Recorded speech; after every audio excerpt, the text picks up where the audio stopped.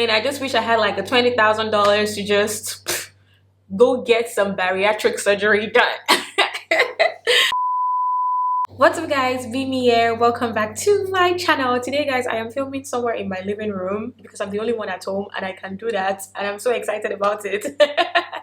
And today I'm just going to be gisting and chit-chatting with you guys about something that has been bothering me basically my whole life. And yeah, I just wanted to come out and be vulnerable with you guys and just share with you guys, and I'm sure somebody would learn a thing or two. This is T-shirt Teddy, by the way. We call this T-shirt Teddy. I was about to sit down and T-shirt Teddy was right where I was about to sit, so I had to grab her and just listen. T-shirt must find this Teddy when she comes back, but she's just going to sit right here as I film with you guys. Sorry. So yes, once again, welcome back to my channel. So today guys, I'm going to be talking about my body basically. And there's no sugarcoating it, there's no beating around the bush, there's no trying to make it not what it is. Today we are talking about, listen, teacher Teddy needs to sit somewhere. Today we are talking about my body basically, and I'm going to be talking from like how I grew up to, like, you know, how big I was, body shaming, to dating, to getting married, to having a kid, and where I am now with my body and how I feel about my body. So if you are interested in all that stuff and me being vulnerable with you guys, just keep watching. Growing up, I've never been a skinny person. Actually, I was skinny when I was a child. I feel like when I was a big, well, child 1 2 3, I think up to the age of like 10, I was, you know, skinny, you know. And I know a lot of people who had baby pictures where they were like really skinny too. But then growing up, I feel like I was one of those that I matured faster. So in my teenage years, I had small yash there, small boobs there, you know. So I felt like I was fit. I not fit, but you know, I looked good. And I remember that it was a huge thing and it was a big deal for me, and it was kind of like validation for me when, you know, guys would say, oh, more this your body set, you know. And I know that for a long time it was a big deal to me, and I had it in my head, you know. And I was like, I felt like that was like my only self-worth at that time, you know.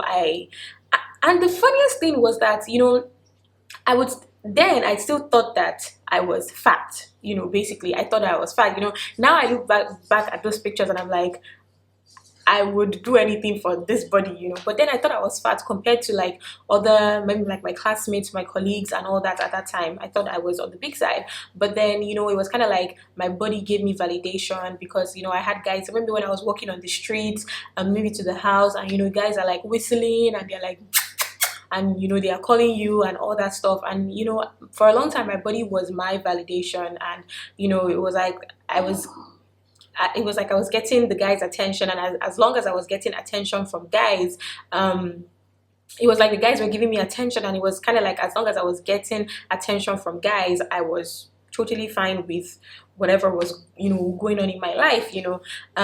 Well, this was prior to me giving my life to Christ, by the way. So yeah, like my body was, you know, kind of like a big deal to me. Even my voice, I had a very tiny voice, and people used to compliment me so much. They were like, oh my god, your voice is so good. I remember in college, people used to give me serious compliments. They used to say that I should go be a voiceover artist. I could be in the radio and OAP. Even my brother has really good voice, and people used to tell him the same thing, that he should go and be like a voiceover artist or an OAP. And you know, those worldly or those physical things were like a big deal to me. I remember a friend of mine used to call me Miss Vocally Endowed. You guys, like vocally endowed, like my voice was, but now.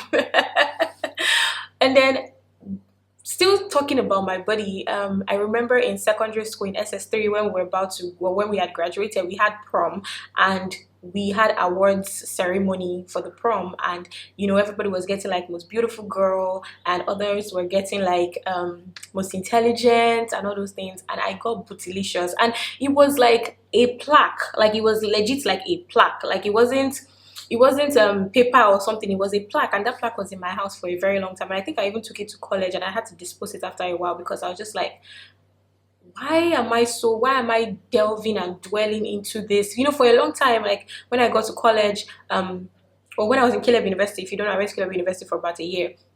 And I remember I used to tell everybody, oh, I got bootylicious in school. I was Miss Bootylicious in school. And it was it was a big deal. It was a thing. It was, you know, I was so excited about it. And, you know, growing up, I now started like, that's not you, that's not what should define you. But at that time self, I still did not know that that's not what was supposed to define me. And then, so, you know, getting into college, I started, you know, I was eating food, yeah, obviously. I was gaining some weight because I was out of the country. And it was just even still significant weight, but then I had always dealt with myself being body shamed. And it started from like close family members. You know, you're like, oh my god, you're getting fat. And you know, the funniest thing is that whenever I look at those pictures, or when they were telling me I was getting fat, then I would be like, I want this body back. Do you understand? And it was depressing for a long time for me. When I was in college, I remember I went for a NSB meeting. NSB is National Society of Black Engineers, when I was in Oklahoma State. And I remember this guy was saying that, oh, I think they were talking about like relationships. And I remember this guy was saying that, oh, it can never be with a lady that has stretch marks because it means she has a kid or two or something. And that was when I started like, oh, I cannot wear clothes that are short sleeve because I had huge stretch marks. And it was, you know, the guy was talking about how it was a turn off for him. And it just stuck in my head. I don't even know the guy from anywhere. I remember it was a NSB meeting in the evening, and it just stuck in my head for a very long time. And you know, people were laughing, ladies were laughing, so I felt like something was wrong with me because I had stretch marks. And this was me, that I wasn't even as big as this. In fact, I was way skinnier than this, but I started having stretch marks since I was maybe like 10. And you know, I wish I could have told myself that time that there was absolutely nothing wrong with me. Like, my dad is, if you've seen my dad is very skinny. Well, not skinny, but you know, he's not fat basically, and he has like stretch marks. And that's where my siblings and I got it from. My siblings and I also have stretch marks. And even like my mom, that is kind of like on the plumpy side like me, she doesn't have any. So I wish then I had realized these things that I realized now, and I feel like my life would have taken a much greater shape then. But yeah, continuing. And so I got out of college, you know. While in college, I was diagnosed with PCOS. By the way, this is September. This is PCOS Awareness Month. So this is also ties into what I'm talking about. So I was diagnosed with PCOS. I remember one of the things I asked the doctors then were, what caused this? And they were like, there are no causes of PCOS. And then the doctor had told me that, oh, that's the explanation for my rapid weight gain. And you know, it was like, you have to be on some type of PCOS diet to lose the weight. And you know, ever since then, it's been a struggle. It's like I would be on a diet, I would work out. Ever since then, it's been a struggle. You know, I would be on a diet, I would work out, I would lose weight, and then I would, you know, maybe like slack for a little while, and I would gain the weight back. And I just kept telling myself that, do I always have to be in a calorie deficit? Last year, 2020, we were on lockdown the entire time, and you guys know, you guys were always watching videos, and I was always like working out and everything, and I lost weight. Like, I remember my husband was like, he was the first to even tell me that, wow babe, you lost weight. And I was like, no, like, don't patronize me, you know. But I did lose a significant amount of weight. But then I just told myself, like, am I going to be doing this every day, like for the rest of my life? Because when I decided to take a step back, like, oh, I don't feel like working out, I don't want to work out this week, I don't want to work out, and then 1 week went to 2 weeks, and even though I was still eating like normal food, I gained weight again. And it was kind of, like I said, I kept telling myself that, do I always have to be in a calorie, like, am I going to be in a calorie deficit for the rest of my life? Because I feel like I'm one of those that once I just smell the food like this, it's plus 5 kg. Do you understand? Like, I don't even need to eat it, just smell it and it's plus 5 kg. And I know that PCOS has something to do with it. And it's been a struggle, and it's been a work in progress. And sometimes it's depressing, sometimes it makes me sad, because I really want to, I feel like I want to lose weight. I feel like I want to be on smaller body size, and not because I do not love the body that I have right now. I have gotten to a point where I have now come to appreciate my body with all its curves and all its everything and all its glory, you know. Is when I'm walking, my husband is like, ha, Idisha. You know, I've come to really appreciate my body, and I know I always tell people around me that irrespective of the fact that I still get body shamed, I do still get body shamed, especially from close family members.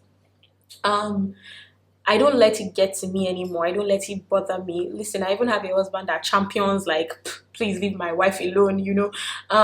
But sometimes it's not easy. Sometimes it's still, you know, you still sit and think about it a little and you're like, ah, God, man, I wish I could just be, you know, I could just snap my fingers and just lose the weight like that. But I snap out of it again. I'm like, you know what? I'm fine. I'm good. I'm all right. Especially after I had my baby, and I was like I said, the whole of 2020, I was working out because I was like, I need to lose the baby weight, because all through my pregnancy, I didn't gain any weight. I even lost weight, and then I gave birth, and then I started gaining weight again. So I said I wanted to lose the body weight and everything. And my the coach I had, the program I was using, Food Therapy NG, this is not sponsored by the way, she was really good. Like, I'm not even gonna lie, she knows her onion, she knows her stuff. So it wasn't like the program had a problem. The program didn't have a problem. It was me and continuity. Like, and I remember she kept telling me that, oh, whenever I got to a state that I wanted to just maintain what I had right now, I should let her know. But I just couldn't. I just couldn't. Like, I just couldn't. And you know, every day I still try and strive, even though lately I have not I have not been doing anything when it comes to working out. But in terms of eating right, I've been much better. I don't eat after 6 o'clock or 7 o'clock, which sometimes I still do, because listen, this life is only one and I cannot come and kill myself, basically. But you know, I get myself together, and I tell myself that, you know, I'm fine, I'm healthy. So as I was saying about last year, when I was working out so much because I wanted to lose the baby weight, and then I had to tell myself, and then I saw reminders of people telling women and ladies that, listen, you just brought forth life, you know, for 9 months, and you carried this child for 9 months, and when your body went through the craziest thing that your body could ever go through, and you just feel like it's not going to be easy to just lose the weight. Like, give yourself some time and pace yourself. Don't stress yourself about it. And I remember that kept coming to my head, and that was a real great inspiration, motivation for me. You know, not like I would have just completely quit and fell off the wagon. Honestly, if I fall off the wagon, if I'm not eating right, or I'm not even trying to work out a little, I would have blown more than this. So I'm still doing, so I feel like I'm in a maintenance phase. Like, I'm just, you know, maintaining what I have right now, and I feel like I look fabulous, you guys. I look fabulous, even with the odds of what PCOS tries to do to our bodies as ladies that have PCOS. Like, infertility is one of them. Like, you're not, the doctors tell you that you may not be able to have kids. Listen, I have my kid. Like, so I sit down and I tell myself that you defy the odds. You were one of those that defy the odds. They say ladies that have PCOS can have kids. But listen, here you are with your bundle of joy, healthy, glowing, and you're still going to have much more kids. You get, like, and I know there are stories of even ladies, you guys have watched me. I know several people send me so many messages that they were diagnosed with PCOS, and because of like the stories that I've shared and everything, they, you know, some of them are even already carrying their babies, some of them are giving birth, some of them are pregnant, some of them are more motivated to keep trying. So those things just keep me going, you know, when I start to feel down about my body, about, you know, like my tummy, my fupa. And you know, these days everybody says, oh, you know, like, wow, you look great for a big girl. You know, everybody is trying to embrace the plus sizeness of, you know, plus size ladies. I'm like, oh my god, she looks great, she looks amazing, your body is great, is banging, you know, just to cheer plus size ladies on and all that. But at the end of the day, I still feel like some of us deep down in our rooms, in our closets, you know, we still feel some type of way sometimes, and it's okay. It's okay to feel some type of way, as long as after you feel some type of way, like, man, I just want to lose weight, man, or man, I just wish I had like a $20,000 to just go get some bariatric surgery done. You know, but it's okay if you feel like that also. Listen, I'm not even gonna lie, if I have money, I'm gonna get it done. I'm not saying plastic surgery. I did not say plastic surgery, neither did I say tummy talk or whatever. Is it bariatric? The one they do for the 600-pound life people, yes, that one. If you are one of those that, yes, you're big and plumpy like us, and every day 247 you're always hyped about your body, and you know, that's, and self-love and loving your body so much, that's also very, very good.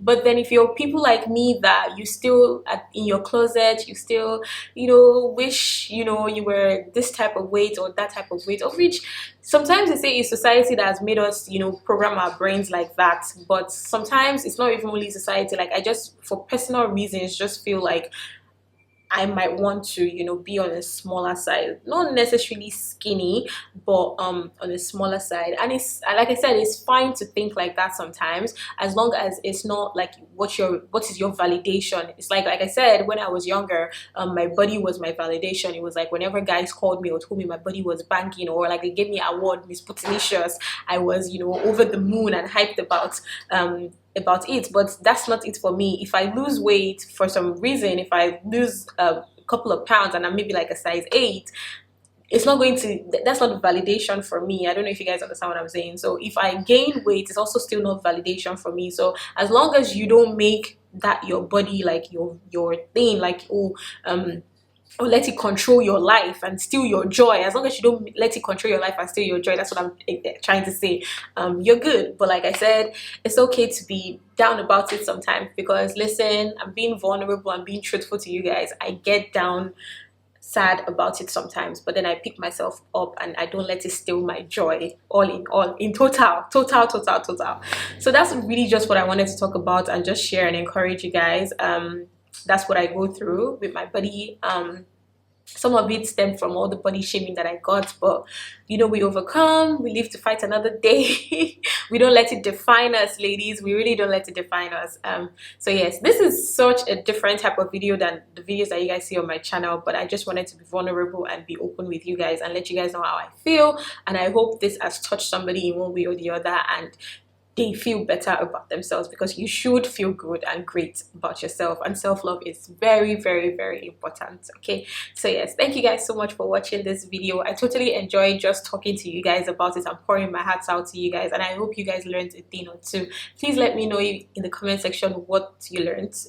And if you have any questions for me or any advice or motivation for me, just let me know and leave it in the comment section down below. Thank you guys so much, and I will see you guys in my next one. Bye.